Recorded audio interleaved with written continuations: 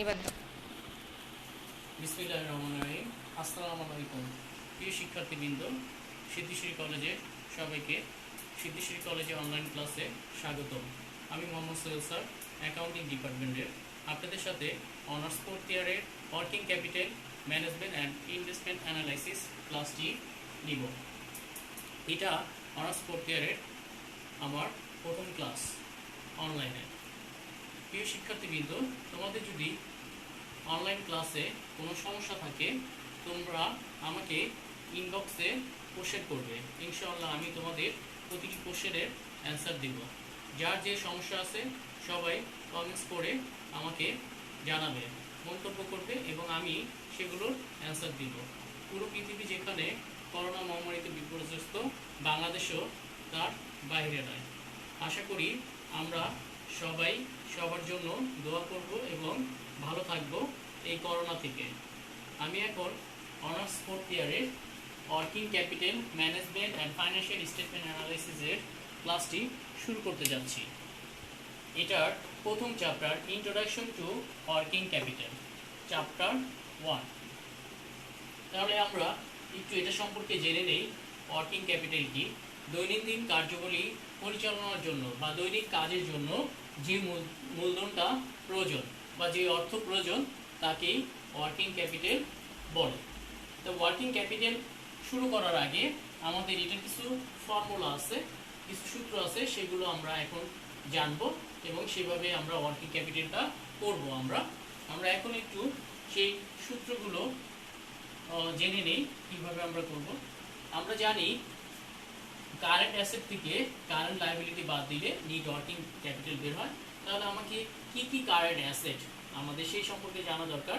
প্রথমে আমরা এখানে একটু লিখে নিই কারেন্ট অ্যাসেটগুলো। কারেন্ট অ্যাসেটস,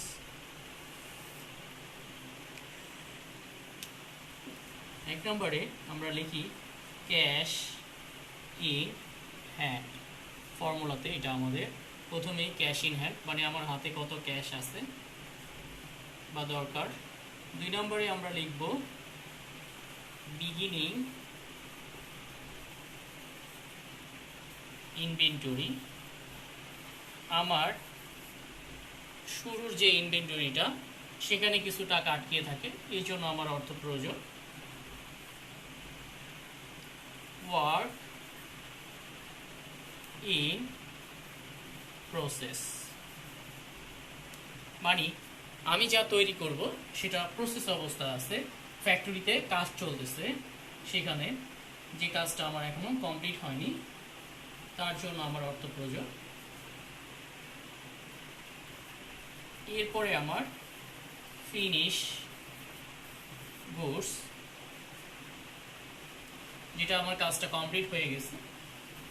5 নম্বরে আমার ডেবিটরস। 6 নম্বরে অ্যাডভান্স এক্সপেন্স, অগ্রিম খরচ। এবার আমরা চলে আসি, এরপরে আমরা কারেন্ট লায়াবিলিটিসগুলো একটু লিখে নিই।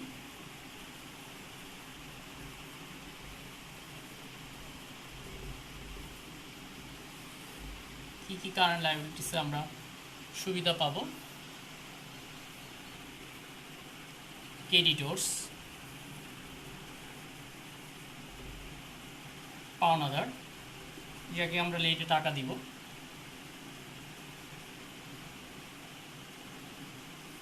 ওয়েজেস পেবল, মজুরি, শ্রমিকদের আমরা লেটে টাকা দিব।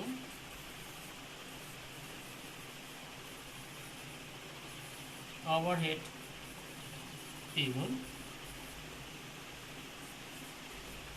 Bank overdraft. এই 4টা জিনিস কারেন্ট লায়াবিলিটিস। সাধারণত কারেন্ট লায়াবিলিটিসের মধ্যে আমাদের ওয়ার্কিং ক্যাপিটালের ক্ষেত্রে 4টা জিনিস আছে: creditors, wages payable, overhead payable আর bank overdraft.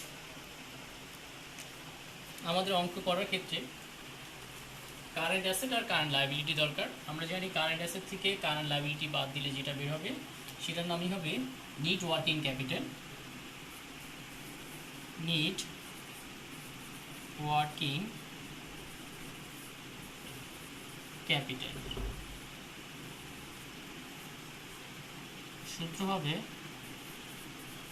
Current assets minus current liabilities.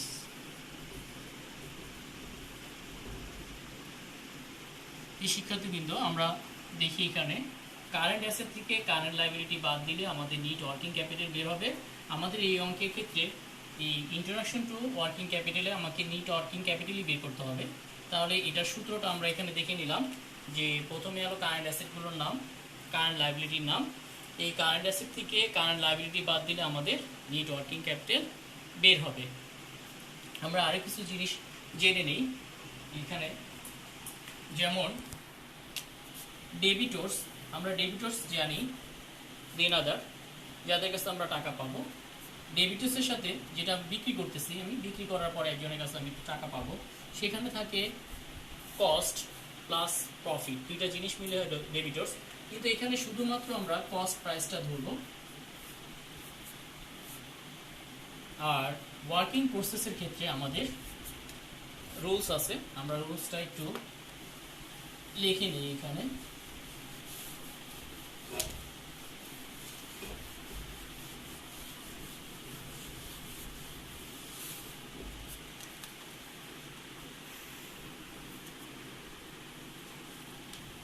Calculation of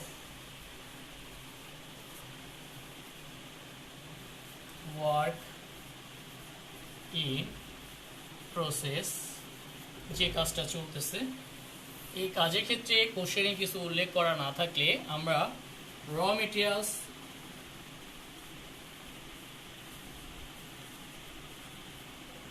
materials এটা আমরা 100% ধরবো। যত টাকা দেওয়া থাকবে সেটা 100%ই নিতে হবে।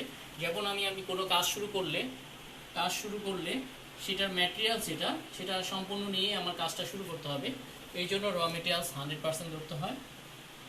এরপরে আসবো আমরা ওয়েজেসের ক্ষেত্রে আমরা 50% ধরবো।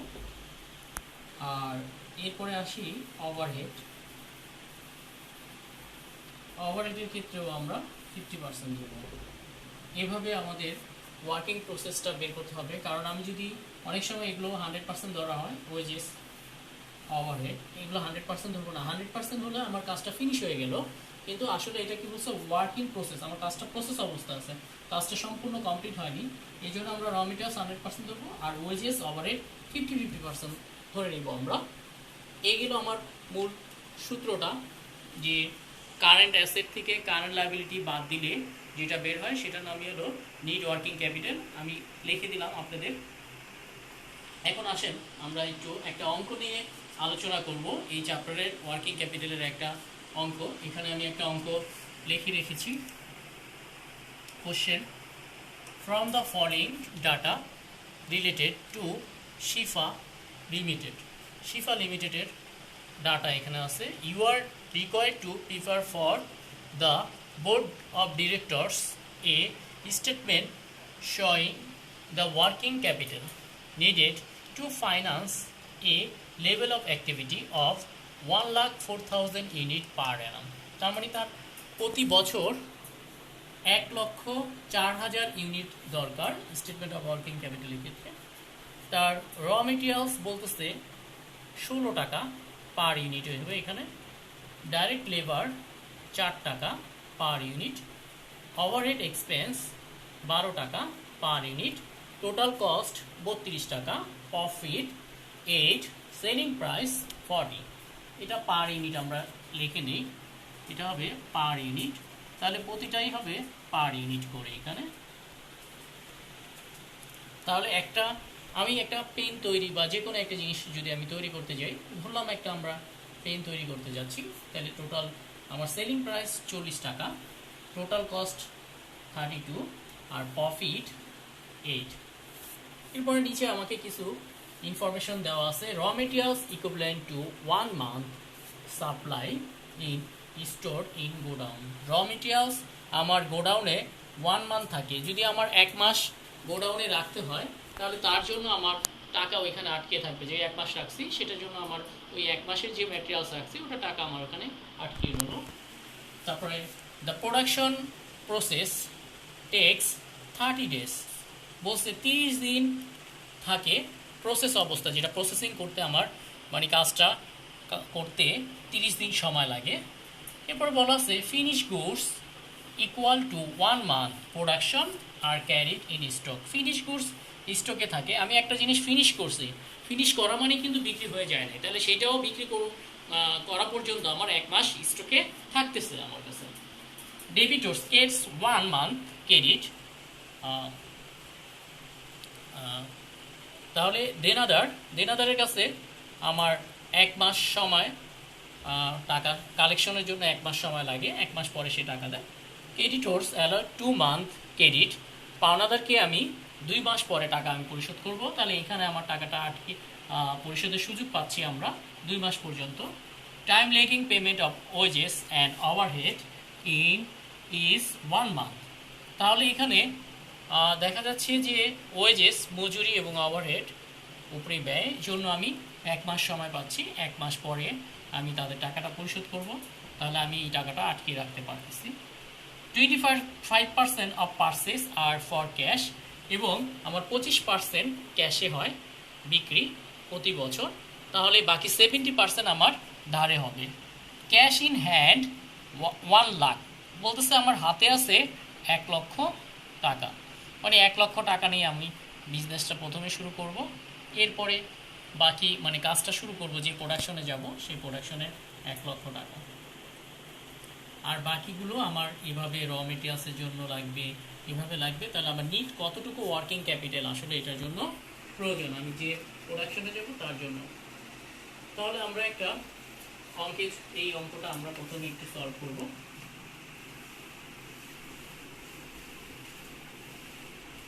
প্রথমে আমি একটু ওয়ার্কিং করে নিই। ফার্স্ট ওয়ার্কিং,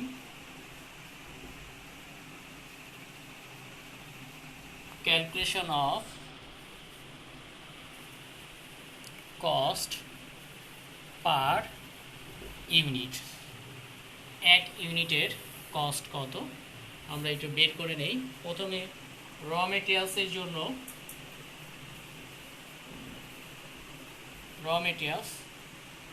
জন্য দেওয়া আছে এখানে 16 টাকা, আমি লিখে ফেললাম 16 টাকা, কোশ্চেনে দেওয়া আছে। দ্বিতীয়ত ওভারহেডের জন্য দেওয়া আছে 4 টাকা, এই ডিরেক্ট লেবারের জন্য দেওয়া আছে 4 টাকা, তাহলে ডিরেক্ট লেবার টাকা 04। এরপরে দেওয়া আছে ওভারহেড এক্সপেন্স 12 টাকা, overhead expense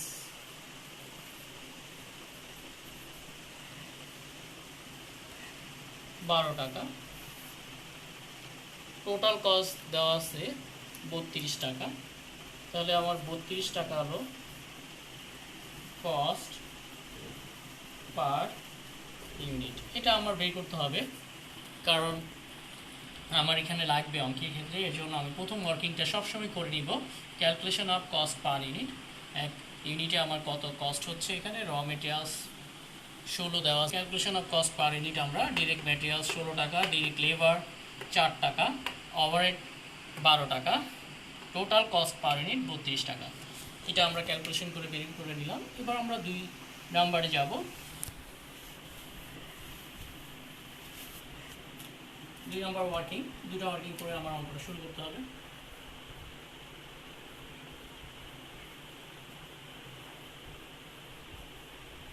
calculation of work in process cost per unit, working process জন্য কস্ট পার ইউনিট। প্রথমে আমরা ধরব raw materials, raw materials per unit দেওয়া আছে আমার 16 টাকা। তাহলে এটা 100%, আমার ম্যাটেরিয়ালসটা 100% নিয়েই শুরু করতে হবে। আমি যদি একটা টেবিল বা বেঞ্চ তৈরি করতে চাই তাহলে এটা ম্যাটেরিয়ালস হলো কাঠটা আমার 100% নিতে হবে। এই জন্য ওটা 16 টাকা এখানে ধরা হলো। তো যে জিনিস আমরা তৈরি করবো র মেটেরিয়ালসটা আমার 100% হবে। ডিরেক্ট লেবার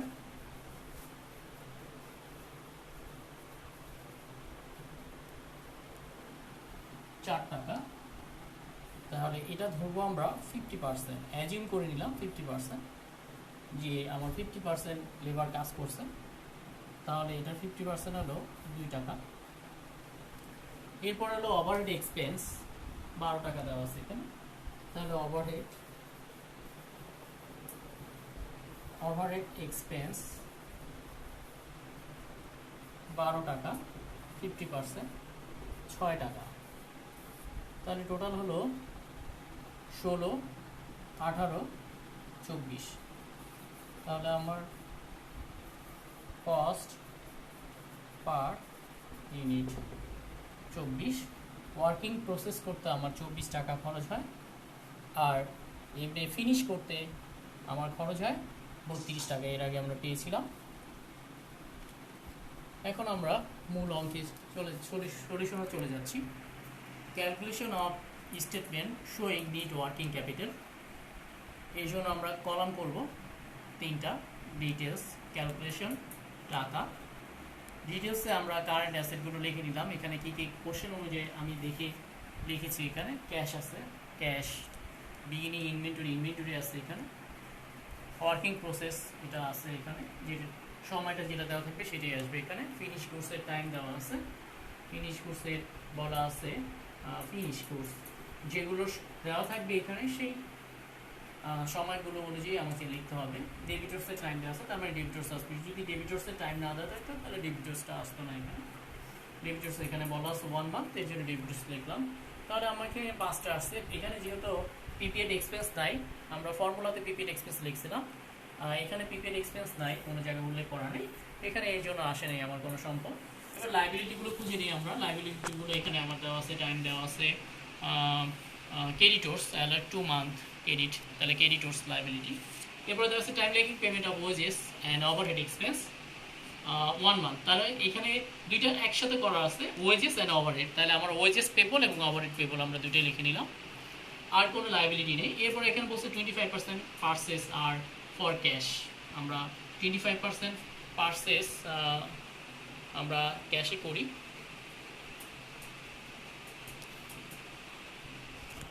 এরপরে বলা আছে ক্যাশ ইন হ্যান্ড 1 লাখ। এবার আমরা অঙ্কে চলে যাব। ক্যাশ ইন হ্যান্ড দেওয়া আছে আমার 1 লাখ। আমরা এখানে 1 লাখ লিখে ফেলি।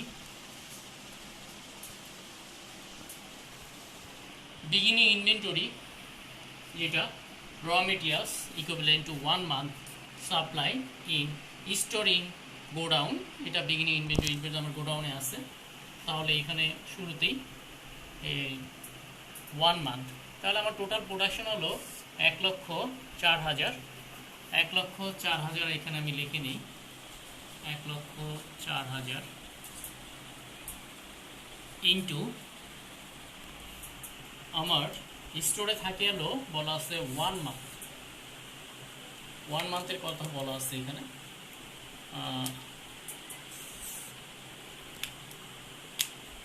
তাহলে 1 মান্থ আমরা এখানে নিচে, তাহলে এখানে 1 মান্থ দিয়ে গুণ করি। আর ম্যাটেরিয়ালসের প্রাইস এখানে দেওয়া আছে 16 টাকা। তাহলে একটা ইউনিটের দাম হলো 16 টাকা। 16 দিয়ে আমার 1 বছরে টোটাল লাগে হলো 1,04,000। 1,04,000 গুণন 16। এবার আমার কতদিন থাকে? 1 মাস। তাহলে 12 মাসে 1 বছর। গুণ করা আমরা 12 দিয়ে ভাগ করব গুণ করার পরে। তাহলে 1,04,000 গুণন 16 ডিভাইডেড 12 করলে আমরা যেটা পাই 1,38,000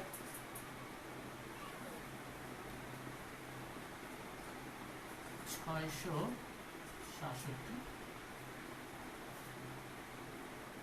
ওয়ার্কিং প্রসেস, যেটা আমার কাজ প্রসেস অবস্থা আছে, কাজ চলতেছে ওয়ার্কিং প্রসেস। তাহলে 1 বছরে টোটাল হলো 1,04,000 ইউনিট, 1,04,000 ইউনিট। ততদিন আমার থাকে, এখানে বলা আছে the production process takes 30 days, 30 দিন থাকে আমার, 30 দিন। তাহলে এখানে যেহেতু ডে দেওয়া আছে, আমরা এখানে ডেতে করব, এটা মানতে বলা ছিল এই জন্য মানতে করেছি। তাহলে এখানে 360 দিনে ধরবো আমরা, অ্যাভারেজ 365 না ধরে আমরা 360 ধরবো, প্রতি মাস 30 দিন করে ধরবো, তাহলে 360। এখানে থাকে আমার কত দিন প্রসেস, 30 দিন, তাহলে আমরা এখানে 30 লিখে নিলাম। এবং ওয়ার্কিং প্রসেস করতে কত টাকা লাগে, এখানে আমরা একটা ওয়ার্কিং করে রাখছি অলরেডি, 24 টাকা। র মেটেরিয়ালস লাগে 16 টাকা, ডিরেক্ট লেবার লাগে 4 টাকা 50%, 2 টাকা। ওভারহেড এক্সপেন্স 12 টাকা 50%, 6 টাকা। তাহলে টোটাল হলো আমার 24 টাকা। 24 টাকা এখানে আমরা লিখে ফেললাম। এবার যদি আমরা গুণ করি, 1,04,000 গুণন 24 গুণন 30 ডিভাইডেড 360, তাহলে আমরা যেটা পাবো 2,08,000 টাকা পাবো আমরা এখানে। তাহলে এখানে আমরা লিখে ফেলি 2,08,000।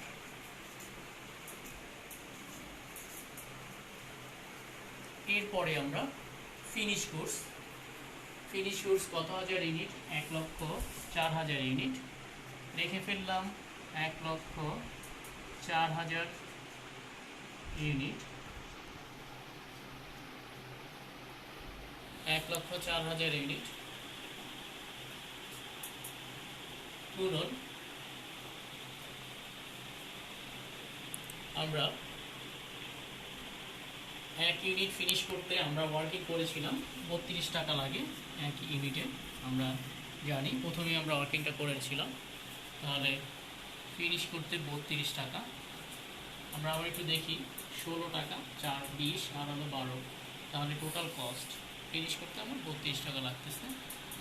32 কতদিন থাকে ফিনিশ কোর্স, এখানে বলা আছে আমার finish course equal to 1 month. 1 month থাকে প্রোডাকশন আর ক্যারিড ইন স্টক, হ্যাঁ 1 মান্থ।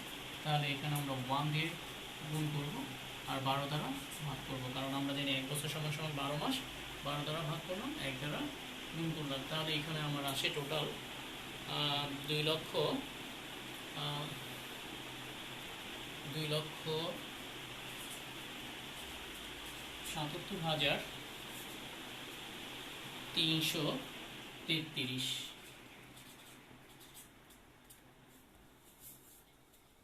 তারপরে আমরা ডেবিটর্স দেনাদার, যেটা আমরা বিক্রি করতেছি, তবে এখানে কখনোই সেলিং প্রাইস আমরা ধরবো না, কোশ্চেনে যদি না বলা থাকে। কোশ্চেনে বললে সেটা আলাদা জিনিস, কারণ আমার একটা জিনিস তৈরি করতে যে টাকা লাগে সেটাই আমার ওয়ার্কিং, কিন্তু যেটা আমরা বিক্রি করছি সেটা না। এই জন্য আমার টোটাল কস্ট আমরা বের করেছিলাম 32।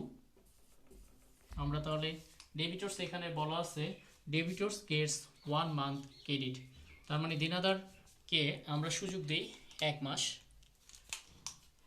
তাহলে আমার টোটাল 1,04,000 ইউনিট, 1,04,000 ইউনিট 32 গুণন কতদিন থাকে আমাদের, 1 মান্থ। তাহলে 12 দিয়ে ভাগ, 1 দ্বারা গুণ। এরপরে আমার এখানে বলা আছে আসলে 25% অফ পারচেস না, এখানে সেলস হবে আর ফর ক্যাশ, 25% অফ সেলস আর ফর ক্যাশ। আমরা যা বিক্রি করি তার 25% ক্যাশে হয়, তো যেটা ক্যাশে হয় সেটা ডেবিটর্স হবে না, তাহলে 25% আমার বাদ যাবে। তাহলে আমার 75% হবে ধারে, হ্যাঁ অন ক্রেডিট, এটা হবে ধারে। তাহলে 75%, তাহলে 75% এখানে আমার 75% চলে আসবে, যেটা আমাদের 75%। তাহলে 75%-এ আমার আসে, আমরা একটু হিসাব করে নিই,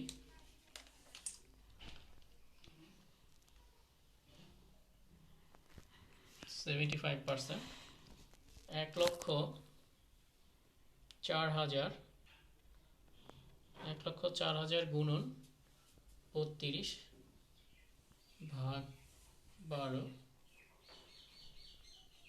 তাকে আমরা 75% করব। 75% করলে 2,08,000 হয়ে যায়। এখানে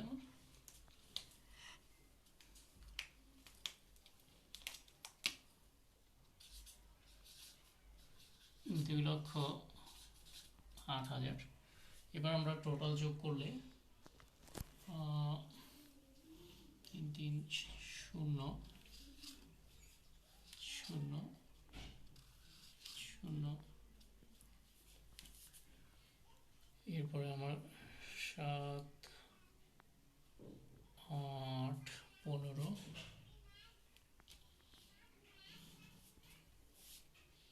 9,32,000 চলে আসে এখানে। 6 7 8 9, এইটাকে বলা হয় টোটাল কারেন্ট অ্যাসেট। আমরা টোটাল কারেন্ট অ্যাসেট পেলাম 9,32,000। এরপর আমরা কারেন্ট লায়াবিলিটি বের করে নিই। ক্রেডিটর্স আমার 1,04,000 ইউনিট আমরা কিনবো ইয়ারলি, প্রতি বছর। 1 ইউনিটের ম্যাটেরিয়ালসের দাম এখানে দেওয়া আছে 16 টাকা, তাহলে 16 গুণন ক্রেডিটর্স এখানে বলা আছে ক্রেডিট অ্যালাউড 2 মান্থ ক্রেডিট, মানে আমরা 2 মাস পরে টাকা পরিশোধ করব, তাহলে 12 দ্বারা ভাগ 2 দ্বারা গুণ। এরপরে ওয়েজেস পেবল আমরা একটু লিখে নিই, পরে অ্যামাউন্টটা বসাচ্ছি। ওয়েজেস পেবল আমাকে বলা আছে 1 মান্থ, তাহলে 1,04,000 গুণন দেওয়া আছে আমার ওয়েজেস 1 ইউনিটের দাম বলা আছে এখানে 4 টাকা, তাহলে আমি এখানে 4 টাকা লিখে ফেললাম। আমার 1 মাস, তাহলে 12 দ্বারা ভাগ 1 দ্বারা গুণ। 1 বছরে 1,04,000 ইউনিট, তাহলে 1 মাসে কত? আর 1 ইউনিটের দাম হলো 4 টাকা, তাহলে আমার 1 মাস যদি থাকে, তাহলে আমরা 1 বছর, যেহেতু 1 বছর সমান 12 মাস, 12 দ্বারা আমরা ভাগ করলাম আর 1 দিয়ে গুণ করে এখানে বসিয়ে দিব। ওভারহেড পেবল একই রকম, আমার এখানে টোটাল 1,04,000 ইউনিট 1 বছরে লাগে। 1 ইউনিটের দাম আমরা এখানে দেওয়া আছে 12 টাকা। কতদিন থাকে? এটাও 1 মান্থ, তাহলে আমরা 12 দ্বারা ভাগ 1 দ্বারা গুণ। এবার আমরা বের করে ফেলব গুণ করে। এখানে দেওয়া আছে 1,04,000, 1,04,000 ইউনিট গুণন 16 গুণ ওভারহেড পেবল আমরা জানলাম। এখন আমরা ক্যালকুলেশন করে বের করে নিব। তাহলে এখানে প্রথম ক্রেডিটর্সে আসে 2,77,330। এখানে পেলাম আমরা গুণ করার পরে 34,667, 1,04,000 টোটাল যোগ করলে আমার আসে 2,77,333, 34,667 যোগ 1,04,000, এই 4,16,000, 4,16,000। 9,32,000 থেকে বাদ দিলে আমার 5,16,000, এটাই আমার নেট ওয়ার্কিং ক্যাপিটাল। আমি একটু রিভিউ করতেছি আবার। প্রিয় শিক্ষার্থীবৃন্দ, তোমাদের কোনো কোশ্চেন থাকলে করবে, আমি সেখান থেকে ইনশাআল্লাহ অ্যান্সার দিব তোমাদের। আমি একটু রিভিউ করে দিচ্ছি। এখানে কারেন্ট অ্যাসেটগুলো আমরা এখানে লিখে নিলাম। প্রথম ক্যাশ ইন হ্যান্ড পেলাম, beginning inventory, working process, finish goods, debtors, যা টোটাল কি আমরা বললাম কারেন্ট অ্যাসেট। এগুলো তার যোগফল বের হলো 9,32,000। আর current liability creditors 2,77,333, wages payable 34,667, overhead payable 1,04,000, total current liabilities বের হলো 4,16,000। তাহলে 9,32,000 থেকে টোটাল কারেন্ট অ্যাসেট থেকে আমরা 4,16,000 বাদ দিলাম, তাহলে আমাদের বের হলো টোটাল নিট ওয়ার্কিং ক্যাপিটাল 5,16,000। হ্যাঁ, আমার কোশ্চেনটাই ছিল নিট ওয়ার্কিং ক্যাপিটাল, শুধু স্টেটমেন্ট যে নিট ওয়ার্কিং ক্যাপিটাল কত হবে। তাহলে আমাদের এই বছরের টোটাল নিট ওয়ার্কিং ক্যাপিটাল দরকার 5,16,000। রাতে এখানেই আমার ক্লাস শেষ করব। তোমাদের যে কোনো কোশ্চেন আমাকে করবে ইনশাল্লাহ, আমি তোমাদের অ্যান্সার দিব। আমি পরবর্তী ক্লাসে তোমাদের সাথে আবার হাজির হব ফোর্থ ইয়ারের ওয়ার্কিং ক্যাপিটাল নিয়ে, working capital management and financial স্টেটমেন্টের introduction to working capital chapter নিয়ে। আজকের মতো এখানেই শেষ করছি।